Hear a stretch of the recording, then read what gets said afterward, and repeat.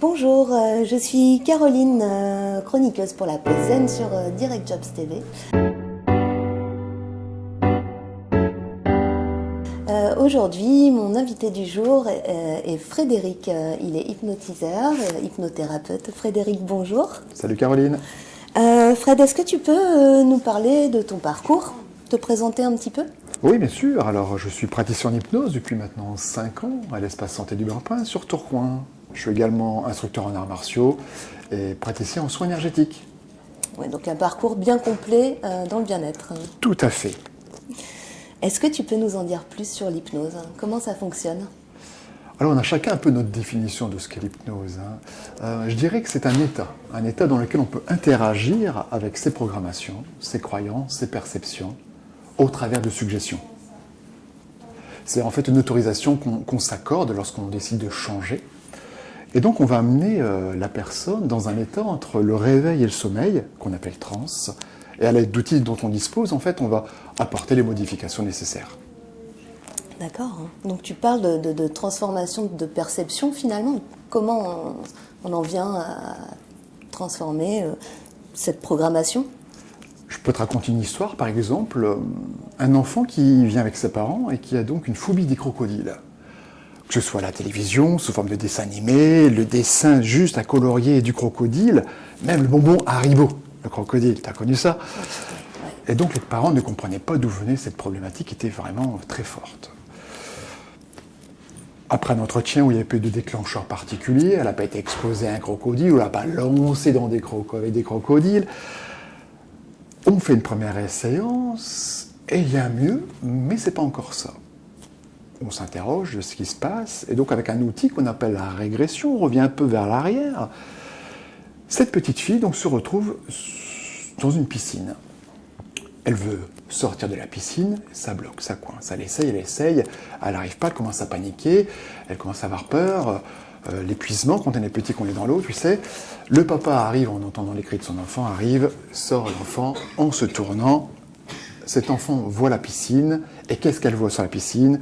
Une grande bouée en forme de crocodile. Et donc, du coup, dans sa croyance, cette forme-là, ce crocodile, c'est dangereux, ça fait peur, je peux mourir. Et donc, le cerveau a rattaché cette forme, ce crocodile, dans toutes les formes possibles. Et donc, du coup, avec les outils, on a donc changé sa perception. On l'a fait revivre l'événement de manière différente. Ouais, tu lui as donné d'autres informations finalement, et des Tout choses plus positives finalement. Voilà. Ok. Et du coup, dans le milieu du monde professionnel, quels sont les problèmes que tu vas rencontrer? Dans le milieu professionnel, je pense qu'il y a beaucoup de burn-out. Okay. Aussi la confiance et l'estime de soi, qui peut être un véritable frein pour une évolution professionnelle. La prise de parole, okay, qui peut aussi bloquer. Les phobies. On peut imaginer quelqu'un qui a une opportunité professionnelle et que le bâtiment se trouve au 15e étage et il a peur de l'ascenseur. Ça peut être un frein. Dommage. Tout comme un commercial qui est dans une grande boîte et pour le bien de son entreprise doit se déplacer à l'étranger et il a peur de l'avion. Et ce serait dommage, encore une fois, de louper une passerelle. Donc l'hypnose peut parfaitement trouver sa place. Ainsi que les addictions. Addiction d'écran. Quelqu'un qui veille trop tard n'a pas ce quota de sommeil. Du coup, le lendemain, il est moins performant. Et d'autres addictions, l'alcool et toutes les addictions qui peuvent être liées au manque de performance des entreprises. Mmh. Oui, c'est clair. Et du coup, les bénéfices de ton activité dans la vie professionnelle? Eh bien, je pense qu'en fait, ça peut rentrer dans la qualité de vie au travail, du coup. Okay. Donc, en accompagnant sur diverses thématiques. La gestion du stress et des émotions,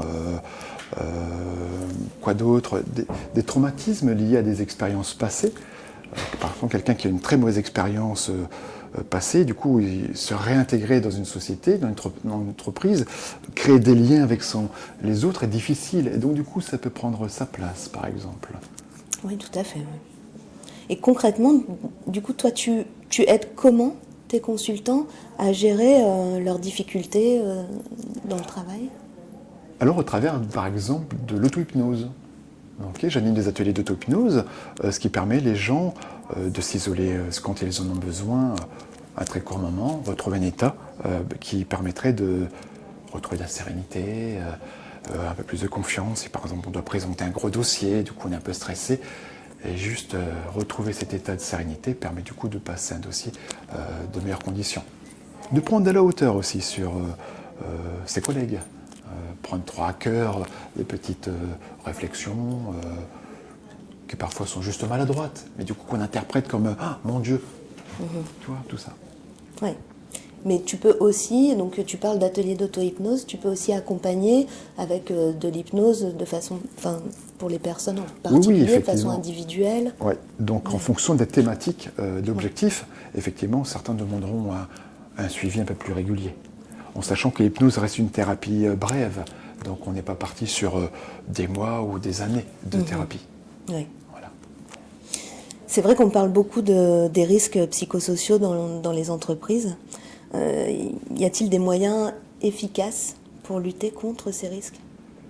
Eh bien, je pense qu'il y a de plus en plus d'entreprises qui veulent mettre en avant les valeurs de la qualité de vie au travail, le bien-être au travail.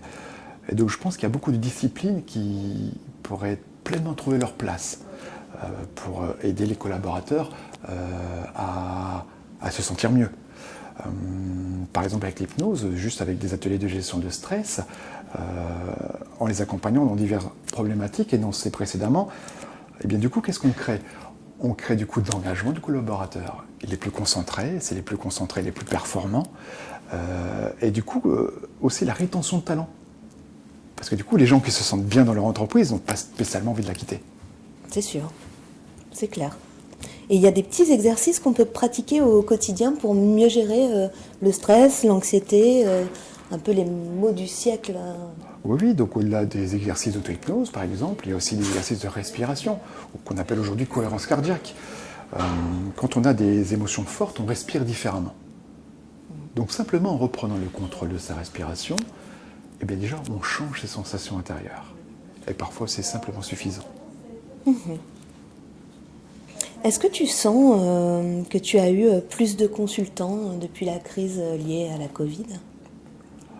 Pas spécialement. Si je devais citer quelques ce serait surtout autour des crises d'angoisse, un peu plus présentes évidemment. Les accompagnements d'amincissement pour les gens qui sont restés confinés avec l'inactivité. Du coup, on mange un petit peu plus. Certains qui ont vécu ça très difficilement. Et du coup, on sait très bien que l'émotionnel dans l'alimentation peut trouver une part importante. Et aussi une légère hausse sur les phobies sociales. On est resté enfermé pendant une très longue période et du coup, se retrouver avec un environnement où il y a du monde, ça peut être difficile. Ça peut devenir compliqué, effectivement. Exactement. Okay. Et du coup, tu peux accompagner sur ces différentes thématiques. Tu parlais de la prise de poids, par exemple. Tu as des accompagnements spécifiques à ce genre de problèmes rencontrés, oui. Tout à fait, oui. Problème de poids qui, justement, peut également aider sur l'image de soi. Parce que du coup, quand on se sent bien dans son corps, on se sent bien dans sa tête, et du coup, quand on se sent bien dans sa tête, on ne dégage pas la même énergie, le même charisme. C'est sûr. Et donc tout l'environnement se transforme également. Ok. Merci beaucoup Frédéric pour cet instant de qualité auprès de toi et pour toutes les réponses que tu nous apportes. Pour ceux qui n'ont pas la chance de travailler dans une entreprise dans laquelle tu interviens, ceux qui souhaiteraient te rencontrer, où est-ce qu'on peut te contacter, te retrouver ? Eh bien écoute, tout simplement sur Google, en tapant Verstraete Frédéric Hypnose par exemple, ou une page Facebook Verstraete Thérapie. Très bien. Et tes consultations, tu les pratiques où ? À l'espace santé du Brimpin. Espace santé du Brimpin, donc à Tourcoing. C'est ça, 279 rue du Brimpin, à Tourcoing. Ok Frédéric, merci beaucoup Fred pour cet instant. Et merci à Direct Job TV. Merci Direct Job TV, à très bientôt pour la prochaine chronique. Ciao. Ciao.